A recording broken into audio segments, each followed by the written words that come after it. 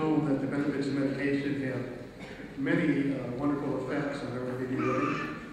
The mind normally at 4 different levels. The alpha level is 30 to 35 impulses, electrical impulses per second. The beta level. The alpha level drops down to about 5 to 7. The theta level goes down from 2 to 3.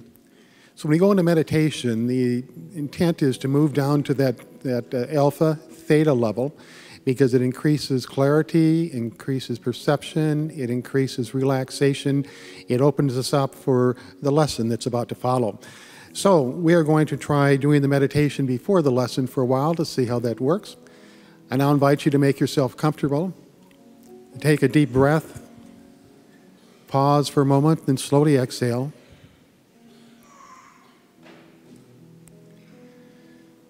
And for a moment, focus on your breathing.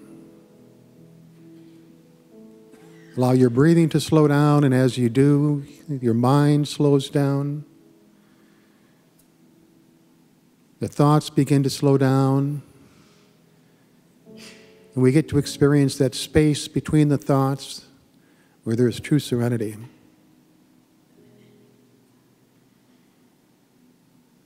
In this moment, you experience a life that is unlike any other. You have your very own reality, and you have the power to create it. We have very little control of what happens outside of us, but we have all the control for what happens inside of us. Our thoughts and feelings are ours to generate, they're ours to create, to define the world around us, and to create our emotional experience. In this moment, no matter what is going on in your life, whether you're facing a challenge of some sort or loss, if you have a disruption or a disturbance in your life, underneath it all, you can sincerely say, I am happy to be alive, I'm happy to be me, and I am happy to be here now. Or this beautiful temple that you're sitting in, you can affirm, Unity Temple blesses me, and I am a blessing to Unity Temple. As we move into the silence, just ponder those words. I'm happy to be alive. I'm happy to be me. I'm happy to be here now. Unity Temple blesses me, and I am a blessing to Unity Temple. In the silence.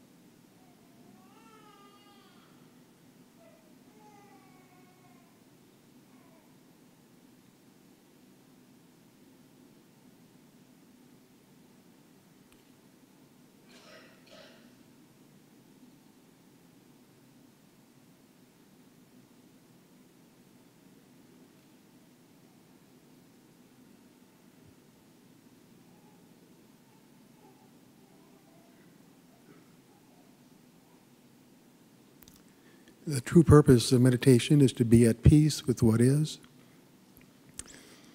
If you hear noises and sounds around you, don't let it be disruptive. It's a part of your world. Just bless it and return to that special place within.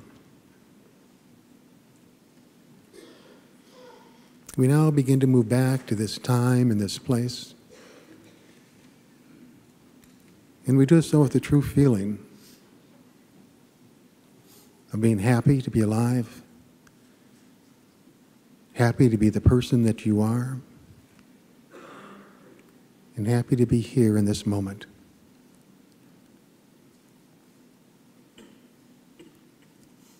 And so it is.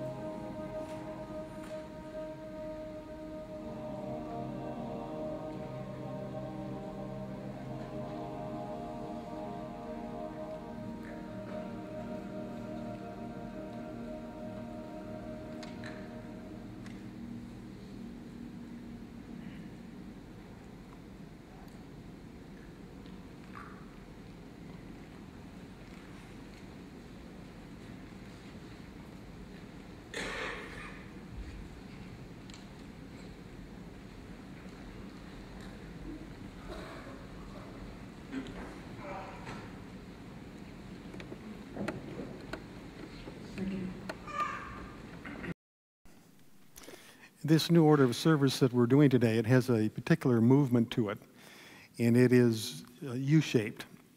And our primary objective is to make that movement without pause, to make it uninterrupted, so that there isn't any dead time or there isn't any breaks in what is happening.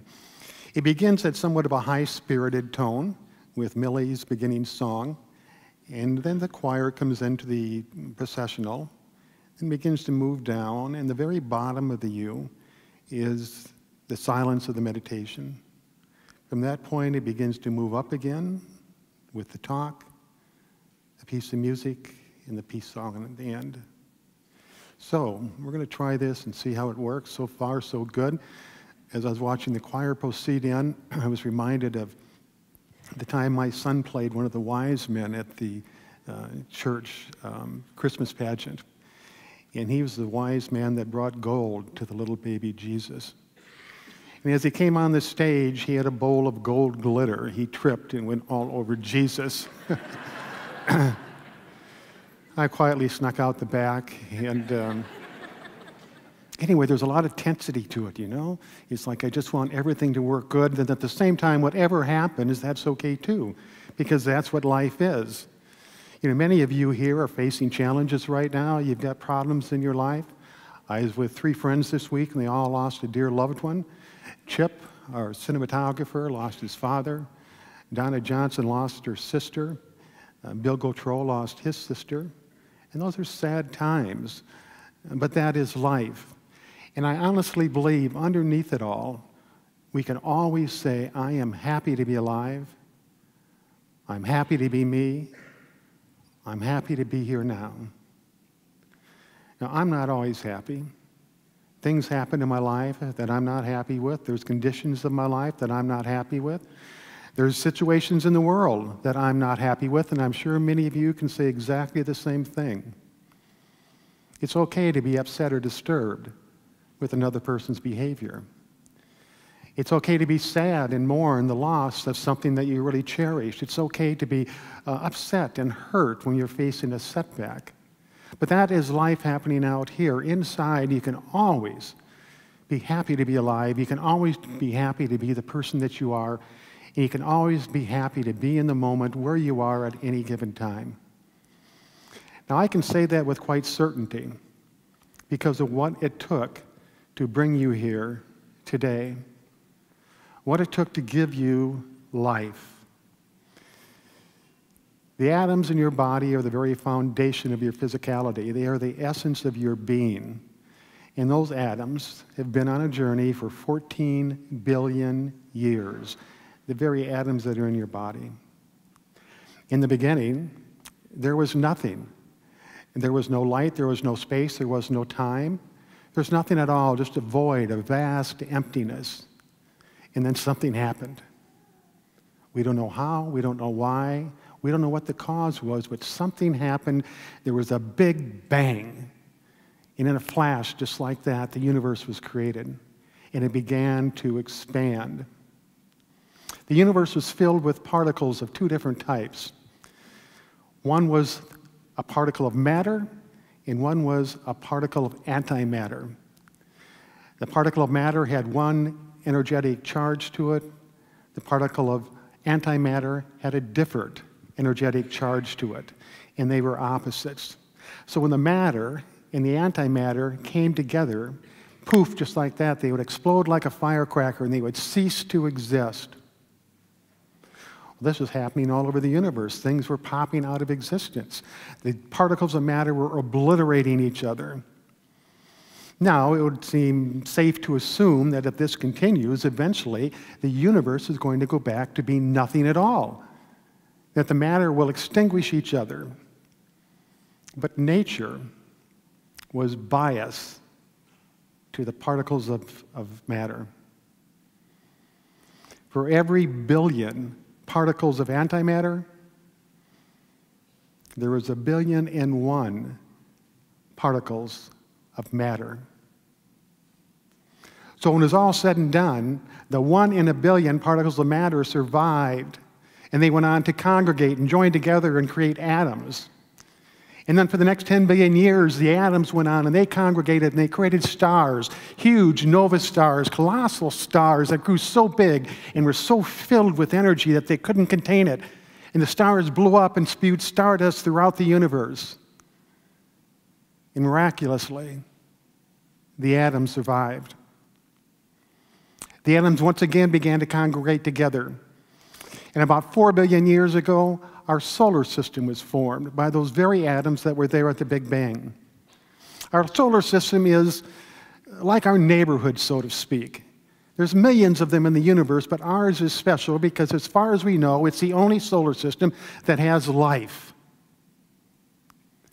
The solar system was filled with the sun, first of all, and then comets and asteroids, minor planets and major planets, the Earth of which is one. And the Earth fell into a rotation around the sun that represented its attraction to the sun. The Earth was attracted to the sun was attracted to the Earth, and it found the perfect rotation and the perfect speed and the perfect orbit to create somewhat of a love affair. 2 billion years later, that love affair produced life on the planet Earth. And the atoms began to form together to create all sorts of different life forms. 200,000 years ago, the human being evolved. Here we are. What a journey. You think you're tired because you lost an hour of sleep today? Your atoms have been traveling for 14 billion years. Now, those atoms have experienced massive explosions. They've experienced heat so intense that it can melt iron. They've experienced frigid temperatures 2,000 degrees below zero, and that's before the wind chill factor has had it in. In order for you to be here, trillions of atoms had to congregate together in harmony, in perfect harmony. They had to join together in a very intricate, specialized, and unique form that had never been done before, and it'll never be done again, just to create you. Now, to say, I'm not happy that I'm alive, or I'm not happy that I'm me, or I'm not happy to be here now, that's tantamount to saying, dear atoms, the foundation of my existence, the essence of my physicality, I am not happy with what you've done. Do you get it? We are here, 1 in 7 billion people that have life, that have a self. You've got a self, you call it yourself. It is you. You've got this opportunity, this magical, mystical, wonderful, mysterious opportunity to live and to be alive. And not only are you here, but you are God's chosen. Now, you might think this has been a science lesson up to now, but it's not. It's not a science lesson at all. This is a spiritual lesson because God wasn't there at the Big Bang. God was the Big Bang. God was the expansion of the universe. God was the making of the stars. God was the stardust that spewed out and made planets and solar systems and brought life to this planet. It's all God. And you have been chosen to rise to the highest point of life form, and you've given the power to create your reality.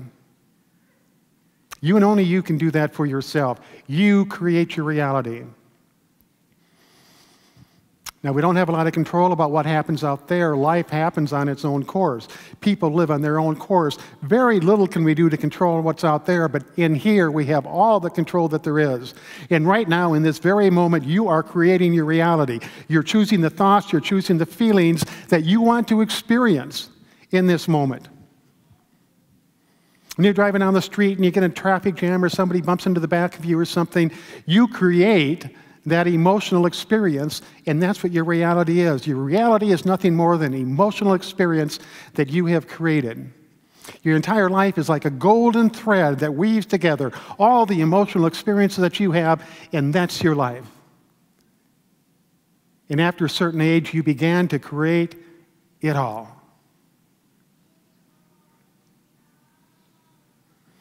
It is absolutely incredible, it's incomprehensible, that we are here with the powers that we've been given and with the God Spirit within us that has survived 14 billion years. The Spirit that has survived 5 extinctions on the planet Earth. The Spirit that has overcome obstacle after obstacle after obstacle. The Spirit that instrumented and calculated 101 billion particles of matter to 100 billion particles of matter. That's a mathematical equation that I can't even understand.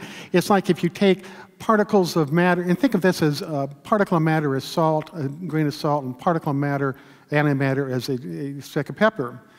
You take a billion specks of antimatter and put it in a bucket, and then you take 1,000,001 specks of matter and put it in the bucket, shake it up. Instantly, there's only one speck of salt left. And all the atoms in your body that have created the molecules and created the cells and created the physicality of your being and created your mind, those are all 1 in a billion. That's how specialized they are. All the other particles of matter that didn't survive, they vanquished forever. And the ones that did gained immortality. They will go on forever. So then, taking that into consideration, is there ever a time, no matter what you're facing, that you can't say, in the midst of it all, I'm happy to be alive? In the midst of it all, I'm happy to be me. There's things that I can change, but I am happy to be me. I'm happy that I have myself. I'm happy to be here right now because I am creating my reality, and that's a power that only I can do. Nobody else can do it for me. In a moment, we're going to take the offering. And as we do so, I would like our affirmation to be, I am happy to be alive. I'm happy to be me. I'm happy to be here now. I am a blessing to Unity Temple, and Unity Temple blesses me. So I invite you to take your offering out and hold it in prayerful hands. If you're an ambassador and you're doing electronic giving, just put your hands in a prayerful state. And I'd like Millie to come forward and tell us a little bit about the next song you're going to sing. The next song that I'm going to sing with the choir is Operator. Operator, what's that about? Well, now, some of you may know, some of you may not, but I spent 25 years with AT&T, and the first job I had, I was an operator. And by the time I joined, they no longer used roller skates. They actually had become mechanized. But I could give you the history of operators, but that's not why I like the song. Okay. I like the song because listening to you and listening to you speak in reference to life and life being the equalizer and us wanting to be proud of being a part of life and being here, there are those times in life where you need to call somebody. I've had those calls, and you just want to pick up the phone and talk to somebody. Mm-hmm. It's a fun song, and I like it. When I first heard it with the Manhattan Transfer, I thought the harmonies were incredible, and I thought the song was great. But the message in and of itself, there are those times when you need somebody, and you need some help, and you got to pick up that phone, and no matter if it's family, friend, extended family, you need to hear someone's voice to make a difference in your own life. And that's why I like the song.